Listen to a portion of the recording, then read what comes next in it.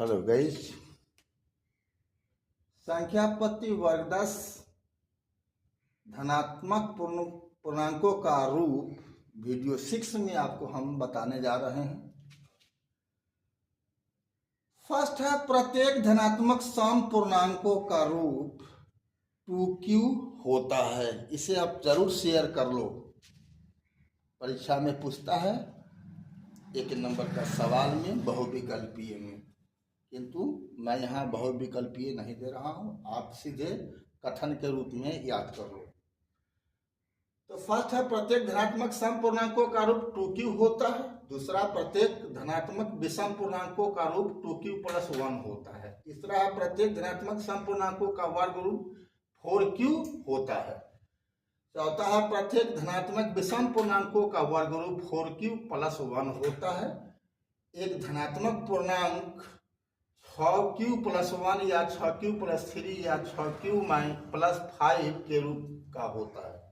छठा है धनात्मक पूर्णांकों का वर्ग 3k या 3k + 1 होगा। ये 6 का 6 याद रख लो।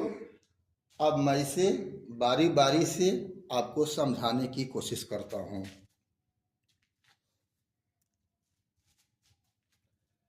ठीक है, तो अब ध्यान दो, यहाँ क्या प्रत्येक धनात्मक सम पूर्णांकों का रूप 2q होता है। प्रत्येक विषम पूर्णांकों का रूप 2q + 1 होता है। तो धनात्मक संख्या के मतलब 0 से बड़ा। 0 से बड़ा क्या? 1 2 3 4 5 6 7 8 9 वगैरह वगैरह डॉट डॉट। तो धनात्मक सम पूर्णांक यानी 2 4 6 8 का रूप क्या होता है? 2q होता है। 2q, q का मान अगर 1 मानेंगे तो 2 होगा, 2 मानेंगे तो 4 होगा, 3 मानेंगे तो 6 होगा। इसी प्रकार से अन्य सभी को भी हम मालूम कर सकते हैं। कहने का मतलब हुआ कि एक तरह से सूत्र हुआ सम पूर्णांक संख्याओं का, सम संख्याओं का सूत्र हुआ क्या? 2q। और उसी प्रकार विषम पूर्णांकों का रूप क्या हुआ? 2q + 1 होगा। ठीक है, 2 में 1 जोड़ दोगे तो 3 प्राप्त होगा। q के जगह पर अगर यहाँ पर अगर 0 हो जाए तो क्या हो जाएगा? 0 + 1 हो जाएगा, यानी 2q + 1 हो जाएगा। ठीक है, अगर 1 होगा तो क्या होगा? 1 होगा तो 2 + 1 क्या हो जाएगा? 3 हो जाएगा। अगर 3 होगा तो 3 दूनी 2 होगा तो 2 दूनी 4 + 1 5 हो जाएगा, यानी ये इस प्रकार से प्राप्त होगा। तो सम और विषम का समझ गए। अब देखो, प्रत्येक धनात्मक सम पूर्णांकों का वर्ग रूप 4q होता है। इसे कहना है कि वर्ग संख्याओं का रूप क्या होता है?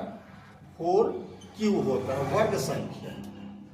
तो वर्ग संख्या क्या होता है? 1 होता है, फिर आपको 1 के बाद क्या होता है? 4 होता है, 4 के बाद क्या होता है? 9 होता है, 9 के बाद क्या होता है? 16 होता है, मान के चलो आगे 10 का 100 होता है।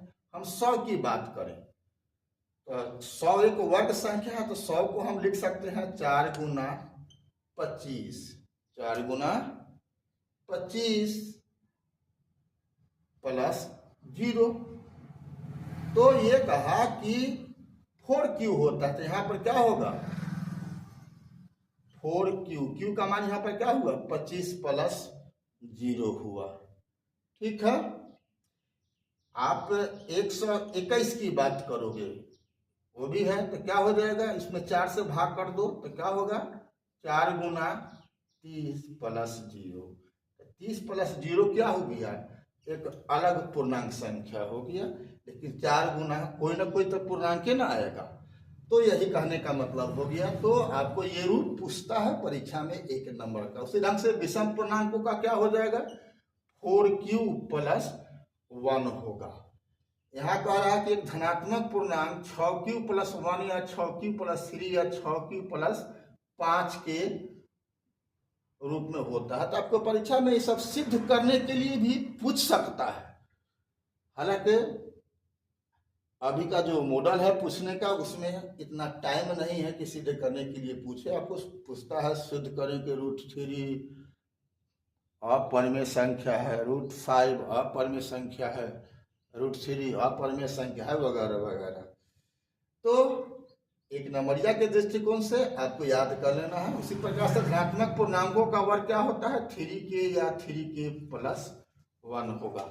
तो आप लोग इसको स्मरण रखिएगा।